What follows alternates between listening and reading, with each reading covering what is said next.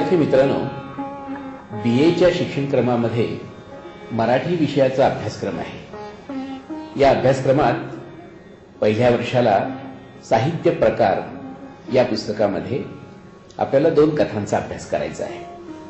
अरविंद गोखले यांची कातरवेड ही कथा आणि दुसरी कथा वळी शंकर पाटील यांची।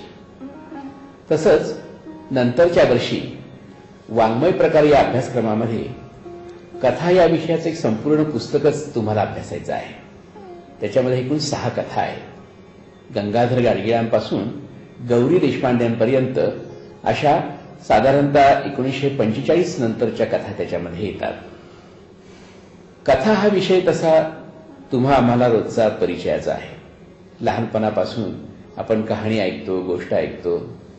आजूबाजूलाही आपल्याकडे अनेक घटना घडामोडी घडत असतात आणि त्याच्यामध्ये कथाच असते। पण तरी सुद्धा कथा एक वाङ्मय प्रकार म्हणून, एक रूपबंध म्हणून जेव्हा आपण अभ्यासतो तेव्हा त्याचा एक पद्धतशीर अभ्यास करायचा असतो, त्याची व्याख्या करायची असते। त्याच्यामध्ये पात्रचित्रण कसं येतं, निवेदन कसं येतं, कथा कशी असते, शैली कशी असते, त्याचे प्रमुख टप्पे कोणते, या सगळ्या गोष्टी आपल्याला बारकाईने समजावून घ्यायच्या असतात। आज आपण डॉक्टर नागनाथ कोत्तापल्ले यांच्याकडून या गोष्टी समजावून घेणार आहोत। डॉक्टर कोत्तापल्ले हे सध्या पुणे विद्यापीठात मराठी विभागाचे प्रमुख आहेत। स्वतः ते उत्तम कथाकार आहेत। त्यांचे 10हून अधिक कथासंग्रह प्रसिद्ध आहेत। स्वतः उत्तम समीक्षक आहेत। अन्य कथांच्या आणि कथाकारांच्या कथांविषयी त्यांनी लेखन केलेलं आहे। त्यामुळे एक चोखंदळ समीक्षक आणि सर्जनशील लेखक आपल्याला भेटलेले आहेत। त्यांच्याकडून आपण कथा या वाङ्मय प्रकाराची सविस्तर माहिती मिळवूया। तुमच्या प्रश्नांना त्याच्यातून उत्तरं आपोआप मिळणार आहेत। तर मी प्रथम डॉक्टर कोत्तापल्ले यांचं स्वागत करतो। नमस्कार डॉक्टर कोत्तापल्ले। नमस्कार। आपण कथा या विषयाची चर्चा करणार आहोत। मला असं वाटतं की आपण कथेची एक व्याख्याच करूया। जर आपण ती कथेची व्याख्या केली तर त्याच्या प्रकाशामध्ये आपल्याला पुढच्या घटकांचीही चर्चा करता येईल। तेव्हा एक सुसूत्र अशी छोटीशी व्याख्या करता का कथेची? आता खरं म्हणजे कथा ह्या वाङ्मय प्रकाराची व्याख्या करणे ही इतकी अवघड गोष्ट आहे। खरं म्हणजे कुठल्याही वाङ्मय प्रकाराची व्याख्या करायची ही अवघडच गोष्ट असते। कारण कथे आणि त्यातल्या त्यात कथेसंबंधी व्याख्या करणे ही अवघडच आहे। त्याचं कारण असं की कथेचे इतक्या लोकांनी इतक्या व्याख्या केलेल्या आहेत। पुष्कळदा तर असं दिसतं की केवळ कमीत कमी शब्दसंख्या अशा प्रकारची व्याख्या करण्यात आलेली आहे। पण मला एक असं वाटतं की सर्वसाधारणतः कथेची जर व्याख्या करायची ठरली तर असं म्हणता येऊ शकेल की कमीत कमी भाषिक अवकाशात एकात्म संस्कार करणारी कथनपर अशा प्रकारची रचना म्हणजे कथा, असे थोडक्यामध्ये व्याख्या करता येऊ शकेल। आणि याच्यामध्ये हे 3ही घटक आलेले आहेत। म्हणजे कमीत कमी अवकाश आहे, एकात्म संस्कार आहे आणि रचनेचंही एक वैशिष्ट्य सांगितलं आहे, ते म्हणजे कथनपरता ही तिचं वैशिष्ट्यही सांगितलेलं आहे। अशा प्रकारची एक छोटीशी व्याख्या करता येऊ शकेल। ही व्याख्या तशी ठीक आहे, पण जर उदाहरण घेतलं तर ही व्याख्या अधिक स्पष्ट होईल। त्यामुळे एखादी छोटीशी गोष्ट घेऊन हे स्पष्ट केलं तर अधिक बरं होईल। नाही, आता तुम्हाला उदाहरण सांगायचं म्हणजे मी फार जुनं उदाहरण देणार आहे।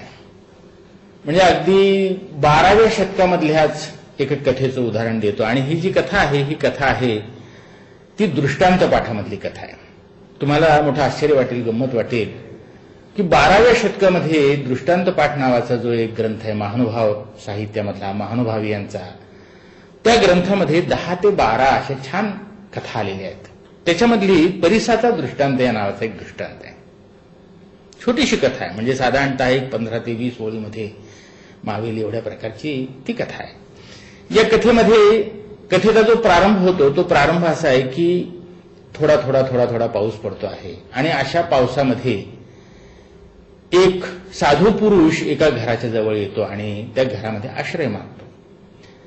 त्या घरामधली जी बाई आहे त्या बाईने साधू पुरुष असं पाहिल्यानंतर त्या साधू पुरुषाला ती बाई आत यायला सांगते। तो आत जातो, आगस स्वागत होतं। त्या बाईचा नवरा शेतकरी आहे।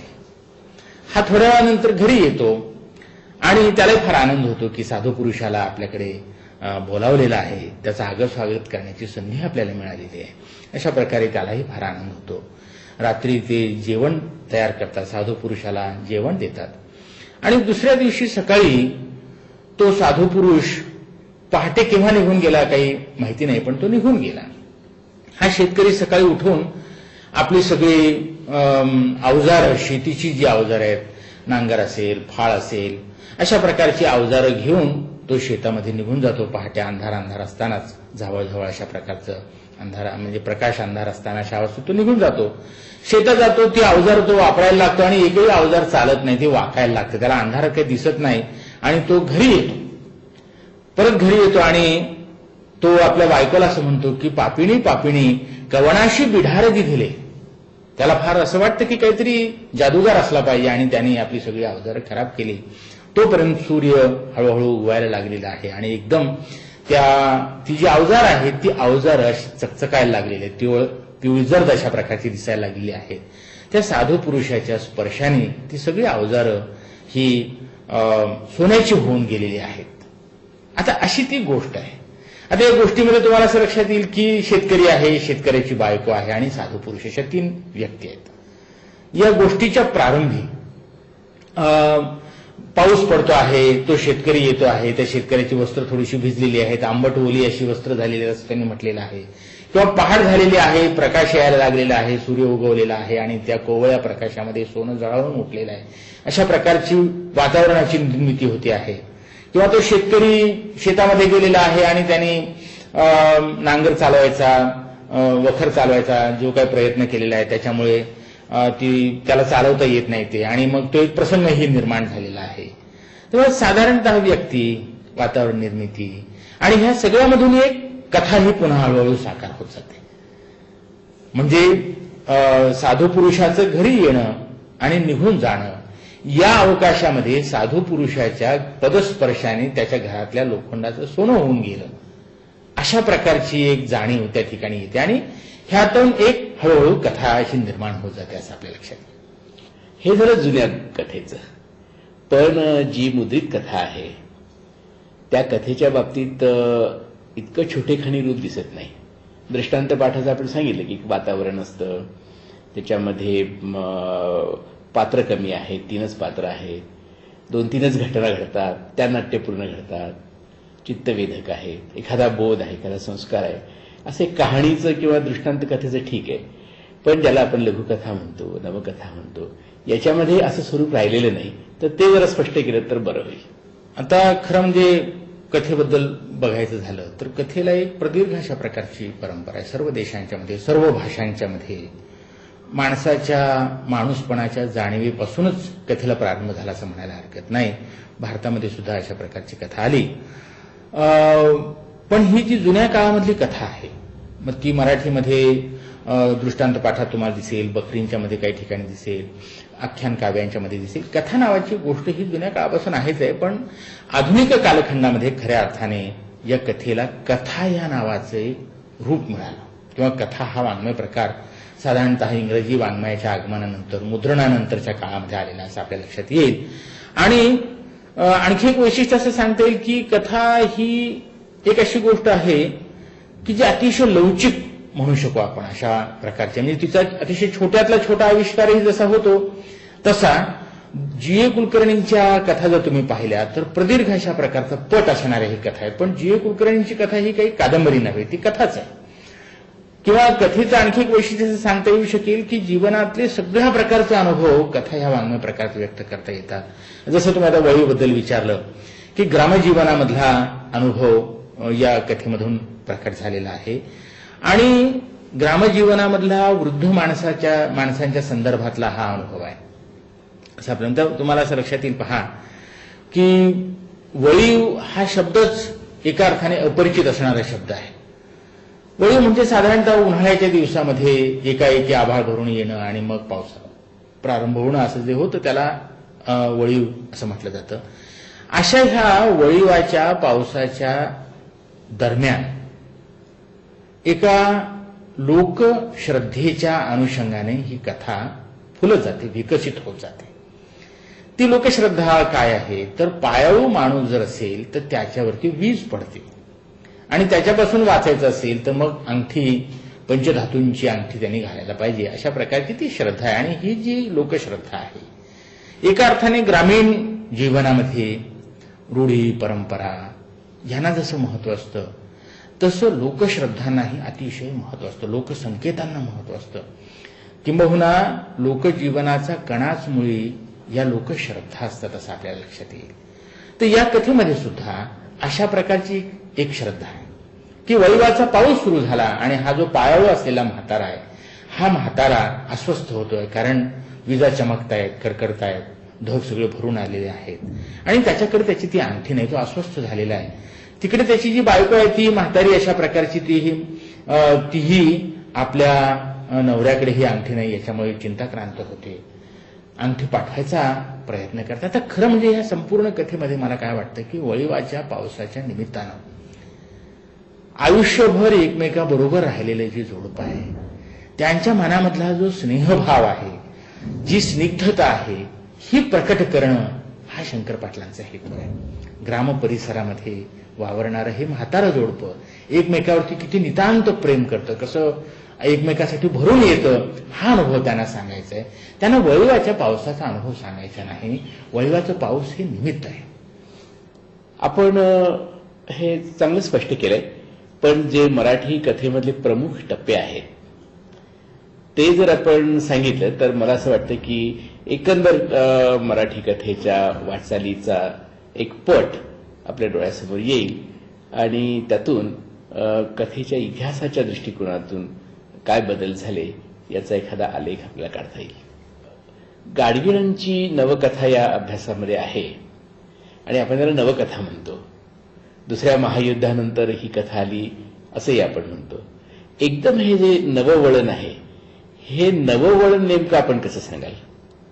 आता खरं म्हणजे कथेची जी प्रकृती असते ती प्रकृती कशी आहे ते मी आपल्याला सांगितलं. त्याच्यामध्ये असं सांगितलेलं आहे की सगळ्या प्रकारचे अनुभव हे कथेमध्ये येतात. जसं तर वळीमध्ये ग्रामजीवनाचा अनुभव आला तसं नागर जीवनातले जे अनुभव आहेत माणसाला अस्वस्थ करणारे तेही कथेमध्ये येतात. आणि विशेषतः गंगाधर गाडगिळांच्या कथांच्या मध्ये तर हे फार तीव्रतेने, अतिशय मोठ्या प्रमाणामध्ये आणि अतिशय परिणामकारक रीतीने येतात असं आपल्या लक्षात. आता खरं म्हणजे गाडगिळांच्या कथेचं जर वेगळेपण सांगायचं झालं तर आपलं असं सांगता येऊ शकेल की गाडगीळ माणसाच्या अंतरंगामध्ये, अंतर्मनामध्ये प्रवेश करतात, ज्याला संज्ञा प्रवाह असं म्हटलं गेलेलं आहे. आणि माणसाच्या संज्ञा प्रवाहामध्ये जे अनेक व्यवहार चाललेले असतात जे माणसाच्या बाह्य मनाला कळत नाहीयेत. खरं म्हणजे मराठी कथेमध्ये मनाचं चित्रण ह्याच्यापूर्वी आलेलं नव्हतं का? तर काही प्रमाणात ते आलेलं आहे. म्हणजे उदाहरणार्थ दिवाकर कृष्णांची अंगणातला पोपट यासारखी जर कथा घेतली आपण, तुमच्या ती अभ्यासक्रमामध्ये आहे, तर ही जर कथा घेतली तर तुम्हाला असं लक्षात येईल की त्याच्यातही मनाचं चित्रण आहे. किंबहुना वडिलांचं प्रेम मिळत नाही म्हणून झुरत झुरत गेलेला माणूस किंवा मुलगा हा त्याच्यात चित्रित झालेला आहे.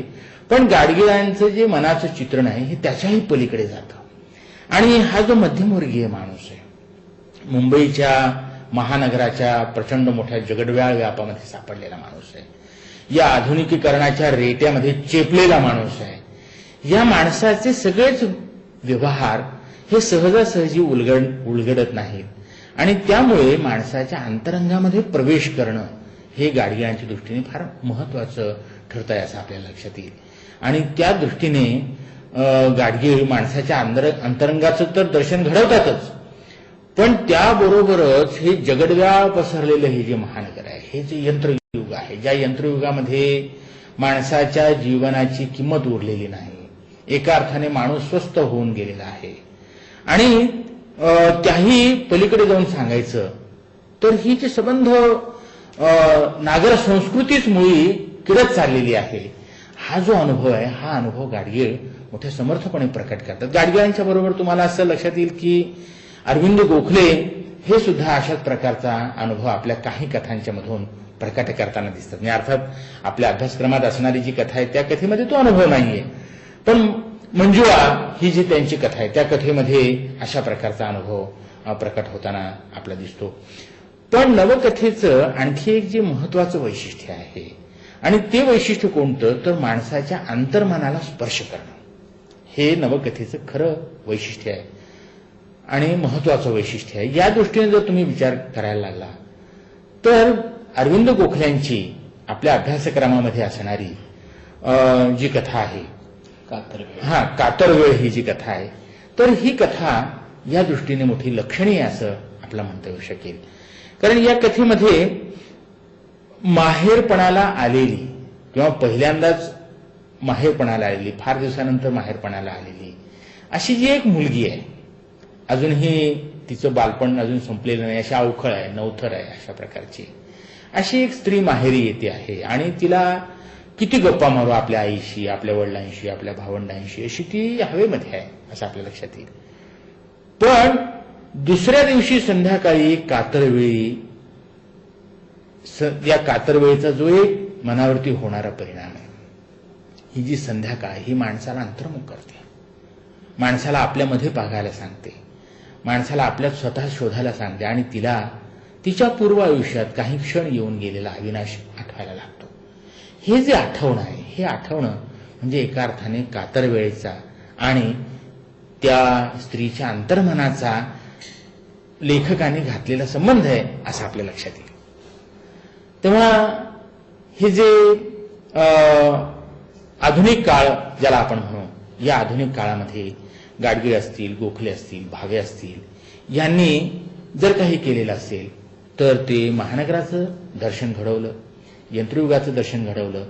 या यंत्रयुगाला लागून आलेली जी भांडवली संस्कृती आहे, या भांडवली संस्कृतीमध्ये माणूस हा विक्रिय होऊन जातो अशा प्रकारचं जे काही जगणं आहे त्याचं दर्शन घडवलं, माणसाच्या संज्ञेचं दर्शन घडवलं, अंतर्मनाचं दर्शन घडवलं. आणि अशा प्रकाराने ही जी कथा आहे, ही मराठी कथा ही नवकथेच्या टप्प्यावरती येऊन उभी राहिली असं आपल्याला लक्षात येईल. डॉक्टर कोत्तापल्ले, आपण मराठी कथेचे जे प्रमुख टप्पे पाहिले, स्फुटगोष्ट, लघुकथा, नवकथा. तर नवकथा हे साधारणतः दुसऱ्या महायुद्धापासून आलेलं बिरुद आहे. असं नेमकं हे वळण का आहे आणि याला नवकथा तरी का म्हणायचं, याची जर काही वैशिष्ट्ये आपण स्पष्ट केली तर हा जो बदल आहे ज्याला आपण नेचर ऑफ चेंज म्हणतो, तो बदल आपल्याला स्पष्ट करता येईल. आणि मला असं वाटतं की हा बदल कथेचे विषय आणि रचनाबंध या आणि शैली विशेष या दोन्ही तिन्ही अंगांनी जर आपण स्पष्ट केला तर फार बरं होईल. आत्ता तुम्ही जे म्हणालात की दुसऱ्या महायुद्धानंतर ही नवकथा आली, तर मला असं वाटतं की तुमच्या प्रश्नामध्येच त्याचं एक उत्तर सुद्धा सामावलेलं आहे. साधारणतः 1945च्या आसपास मराठी कथेमध्ये, मराठी कवितेमध्ये, मराठी समीक्षेमध्ये आणि एकूण मराठी वाङ्मयामध्ये फार मोठ्या प्रमाणात बदल सुरू झाला. आणि त्याचं एक कारण असं होतं की ज्या प्रकारचं आयुष्य, ज्या प्रकारचं जगणं मराठी माणसाच्या वाट्याला येऊ लागलेलं होतं, तर त्याच्यामध्ये या सगळ्या वाङ्मयाचं वेगळेपण आहे.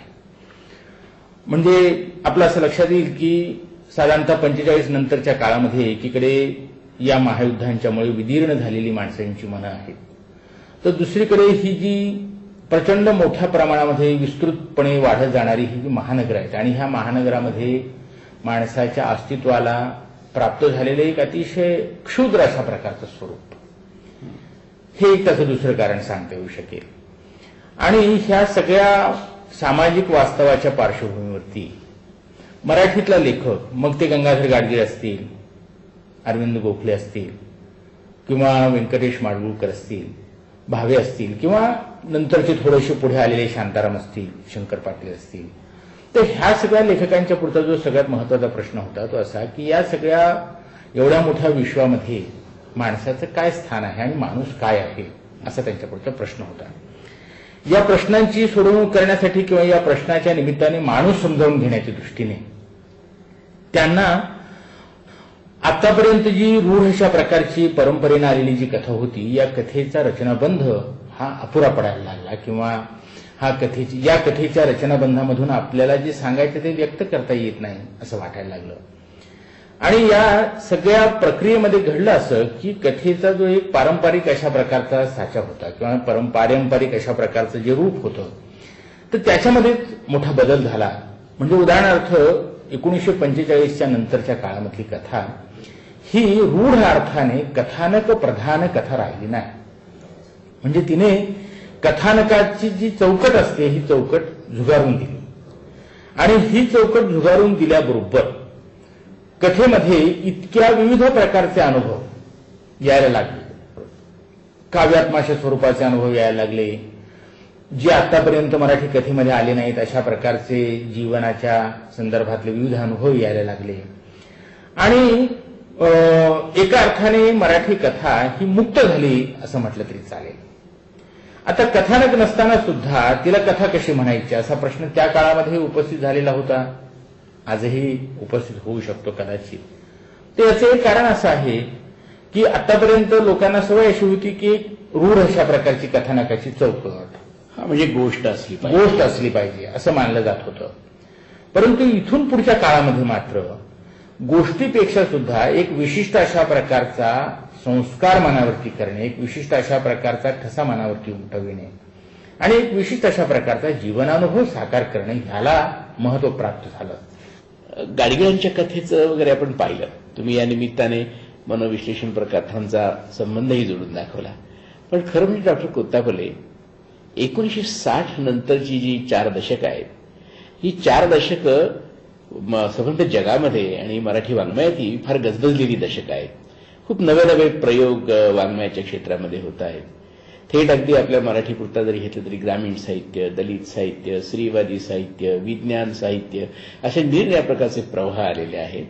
मराठी कथेच्या बाबतीमध्ये हे जे वळण आहे हे जर आपण स्पष्ट केलं आणि विशेषतः पाठ्यपुस्तकामध्ये ज्या कथा आलेल्या आहेत त्यांच्या आधाराने स्पष्ट केलं तर मला असं वाटतं की हा बदल आणि मराठी कथेचं सद्यकालीन स्वरूप याविषयीचं एखादं चांगलं चित्र आपल्याला विद्यार्थ्यांसमोर उभं करता येईल. डॉक्टर वरखेडे, खरं म्हणजे 1960 नंतरच्या कालखंडामध्ये कथेचा जो विकास झालेला आपला दिसतो तो फार मोठा विकास होतोय मराठी कथेचा असं मला वाटतं. एक तर ती वेगवेगळ्या अशा प्रकारची जीवनक्षेत्र धुंडाळत निघालेली आहे. म्हणजे आतापर्यंत दलित जीवन मराठी कथेत आलंच नव्हतं, ते दलित जीवन आता कथेतून यायला लागलेलं आहे. ग्रामीण जीवन येत होतं परंतु त्याच्या संदर्भातल्या काही नव्या जाणीवा आता यायला लागलेल्या आहेत. स्त्रीवादी कथा ही येऊ लागलेली आहे. आणखी त्याबरोबर विज्ञानवादी किंवा विज्ञानाचा उपयोग करून लिहिली गेलेली कथा अशी यायला लागलेली आहे. एका अर्थाने वेगवेगळ्या प्रवाहांनी मराठी कथा ही समृद्ध होते आहे आणि जीवनाचा एक व्यापक आविष्कार मराठी कथेमधून होतोय असा तुमच्या लक्षात येईल. आता आपल्या अभ्यासक्रमामध्ये बाबूरावांची जी कथा आहे, बागुलांची भूक ह्या नावाची, तर ही कथा जर तुम्ही पाहिली तर आपल्या असं लक्षात येईल की आतापर्यंत हा अनुभव, भुकेचा अनुभव, हा मराठी वाङ्मयामध्ये आलेलाच नव्हता. हा एक भाग. दुसरा भाग तुम्हाला असं लक्षात येईल की ज्यांची ही भूक आहे ते गावाच्या बाहेर एखाद्या खोपटामध्ये राहणारं अशा प्रकारचं छोटंसं कुटुंब, दलित कुटुंब हे तिथे चित्रित होत आहे. हे अशा प्रकारचं दलित कुटुंब हे कधी फारसं आलेलं नव्हतं. हे नुसतं कुटुंब येत नाही तर त्या कुटुंबाचं जे दारिद्र्य आहे ते दारिद्र्यही येतं. त्या कुटुंबाच्या जगण्याची पद्धती येते, त्या कुटुंबाच्या श्रद्धा येतात, त्या कुटुंबाच्या ज्या भूमिका आहेत त्या भूमिका येतात आणि समग्र दलित जीवन हे तिथे यायला लागतं. हा मराठीतला एक आगळा वेगळा अशा प्रकारचा आविष्कार आहे. मी तर असं म्हणेन की बाबूराव बागुल हा एक असा लेखक आहे की ज्यांनी मराठी साहित्यात दलित साहित्याची एक नवी वाटच दाखवली. दलित साहित्याच्या पाठोपाठ तुम्हाला असं लक्षात येईल की ज्या स्त्रिया लेखन करत आहेत त्यांच्या लेखनामध्येही काही नव्या जाणीवा येत आहेत. म्हणजे याच्यापूर्वी स्त्रियांनी कथा लिहिल्या नव्हत्या असं नाही, कथा लिहिलेल्या होत्या, पण आता एक नवी जाणीव येते. आणि ही नवी जाणीव काय येते आहे की आपली ही जी काही अवस्था आहे ही अवस्था त्याला जबाबदार कोण आहे असा तो प्रश्न निर्माण होतोय त्यांच्या मनामध्ये. एका प्रकाराने आपल्या आत्मप्रतिष्ठेच्या संदर्भामध्ये स्त्री सजग झालेली आहे आणि मग ही आत्मप्रतिष्ठा डागाळणारे जे जे कोणी असतील ते कोण आहेत याचा शोध ती घ्यायला लागलेली आहे. ह्याच्यामधून हळूहळू स्त्रियांची कथा बदलत गेली, बदलायला लागली.